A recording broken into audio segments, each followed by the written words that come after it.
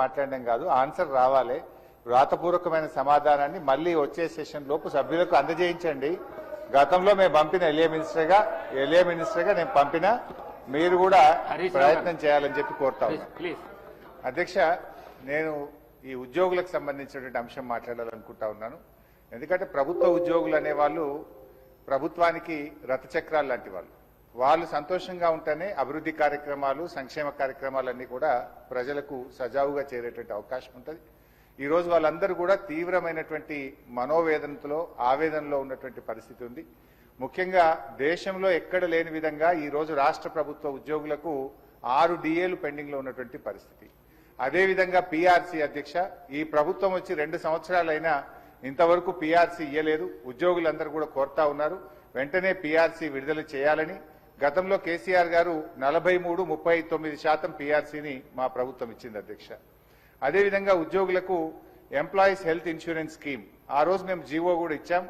దాన్ని మీరు అమల్లోకి తెస్తామని చెప్పి మేనిఫెస్టోలో పెట్టి కూడా ఈహెచ్ఎస్ స్కీమ్ ను అమల్లోకి తేలేదు. దాన్ని కూడా వెంటనే అమల్లోకి తేవాలి. ఉద్యోగుల జీపీఎఫ్ తదితర బకాయిలన్నీ కూడా విడుదల చేయాలని మీ ద్వారా ప్రభుత్వాన్ని కోరుతున్నాం అధ్యక్ష. ముఖ్యంగా రిటైర్డ్ ఉద్యోగులైతే ఈ మధ్య మనం చూస్తా ఉన్నాం, 39 మంది రిటైర్డ్ ఉద్యోగులు బెనిఫిట్స్ ప్రభుత్వం నుంచి వాళ్ళ సేవింగ్స్ వాళ్ళకి ఇవ్వకపోవడం వల్ల వైద్యం కూడా చేయించుకోలేక ఈరోజు 39 మంది రిటైర్డ్ ఉద్యోగులు మరణించారు. బీఆర్ఎస్ హయాంలో కూడా దాదాపు 15,000 మంది రిటైర్డ్ ఉద్యోగులు రిటైర్ అయితే వాళ్ళందరికీ మేము టైం మీద డబ్బులు ఇచ్చాం.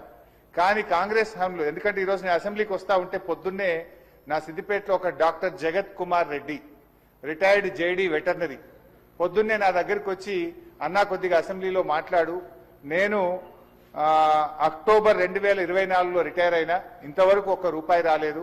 హైకోర్టుకు పోయి ఆర్డర్ తెచ్చుకున్నా, అయినా రాలేదు. హైకోర్టులో కంటెంప్ట్ వేస్తే కూడా వాయిదాలు అడుగుతూ ప్రభుత్వం మమ్మల్ని ఇబ్బందులు పెడతా ఉంది.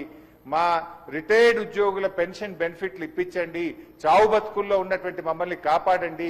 30-35 ఏళ్లు ప్రభుత్వానికి సేవ చేసినటువంటి రిటైర్డ్ ఉద్యోగులను ఈ రకంగా వేధించడం ప్రభుత్వానికి తగదు, దయచేసి ప్రభుత్వం దృష్టికి తీసుకుపోండి అని చెప్పి పొద్దున్నే నా ఇంటికి 7 గంటలకే వచ్చి కూర్చున్నాడు సార్. నేను బయటకు వచ్చేసరికి ఏంది ఇంత పొద్దున్న వచ్చినావంటే, ఇట్లా ఉందన్న, ఆరోగ్యం బాగాలేదని చెప్పమంటే బట్టి గారికి చెప్తా తప్పకుండా ఈ రోజు నేను మాటించి వచ్చి ఈ రోజు చెప్తా ఉన్నాను అధ్యక్ష. అదేవిధంగా అధ్యక్ష, సిపిఎస్ ఉద్యోగులను ఓపీఎస్ గా మారుస్తామని ఆ రోజు కాంగ్రెస్ పార్టీ ఎన్నికల్లో హామీ ఇచ్చింది. మరి ఎప్పటిలోగా ఓల్డ్ పెన్షన్ స్కీమ్ అమలు చేస్తారు? మరి ఈలోపు గత 2 సంవత్సరాల నుంచి సిపిఎస్ కింద రాష్ట్ర ప్రభుత్వం కట్టాల్సిన కాంట్రిబ్యూషన్ డబ్బులను కూడా మీరు కట్టకుండా దాన్ని దారి మళ్లిస్తా ఉన్నారు. అసలు కాంట్రిబ్యూషన్ కట్టలేరు, ఓపీఎస్ తేకపోవడం వల్ల 2 లక్షల మంది సిపిఎస్ ఉద్యోగుల భవిష్యత్తు ఈ రోజు ప్రశ్నార్థకంగా మారుస్తా ఉన్నారు. దయచేసి సిపిఎస్ కాంట్రిబ్యూషన్ కట్టండి, ఓపీఎస్ విధానాన్ని ఇచ్చిన మాటకు కట్టుబడి తక్షణమే అమల్లోకి తేవాలని చెప్పి మీ ద్వారా కోరుతున్నాం అధ్యక్ష. అదేవిధంగా పోలీస్ డిపార్ట్మెంట్ లో కూడా అధ్యక్ష, సరెండర్ లీవులు 5 సరెండర్ లీవులు పెండింగ్ లో ఉన్నాయి. టీఏలు రావట్లేదు, డిఏలు రావట్లేదు, స్టేషన్ అలవెన్స్ రావట్లేదు. మొన్న ఒక జూబ్లీ హిల్స్ ఎలక్షన్ ఉంటే యూసఫ్ గూడ బటాలియన్ మాత్రం సరెండర్ లీవులు, టీఏ, డిఏలు ఇచ్చిండ్రు. రాష్ట్రంలో 1,00,000 మంది పోలీసులకు సరెండర్ లీవులు, టీఏలు, డిఏలు రాక ఇబ్బందులు పడతా ఉన్నారు. దయచేసి పోలీసులను కూడా ఆదుకోవాలని, గతంలో నేను ఫైనాన్స్ మినిస్టర్ గా ఉన్నప్పుడు ఎప్పటికప్పుడు సరెండర్ లీవులు, టీఏ, డిఏలు ఇచ్చాం. ఈ ప్రభుత్వం వచ్చిన 2 సంవత్సరాల నుంచి పెండింగ్ లో ఉన్నాయి కనుక వాటిని విడుదల చేయండి. ఇలా పోలీసులు కూడా తీవ్రమైనటువంటి ఆవేదనలో ఉన్నారు. పోలీసులకు ఉండే ఆరోగ్య భద్రత స్కీమ్ కూడా బంద్ చేసిండ్రు. మీరు ₹1,00,000 పరిమితం చేసిండ్రు. పోలీస్ కానిస్టేబుల్ చాలా ఇబ్బంది పడతా ఉన్నారు. ఆరోగ్య భద్రతను పునరుద్ధరించండి, గతంలో మాదిరిగా కార్పొరేట్ వైద్యం పోలీసులకు అందించాలని చెప్పి కోరుతూ, కాంగ్రెస్ పార్టీ ఎన్నికల మేనిఫెస్టోలో తక్షణమే మేము ఉద్యోగులకు పీఆర్సీ ఇస్తాము, పెండింగ్ డిఏలు ఇస్తాము, బకాయిలు ఇస్తాము, ఓపీఎస్ తెస్తామని మాట ఇచ్చి ఈరోజు కాంగ్రెస్ పార్టీ 2 ఏళ్లైనా అమలు చేయకుండా మోసం చేస్తా ఉంది.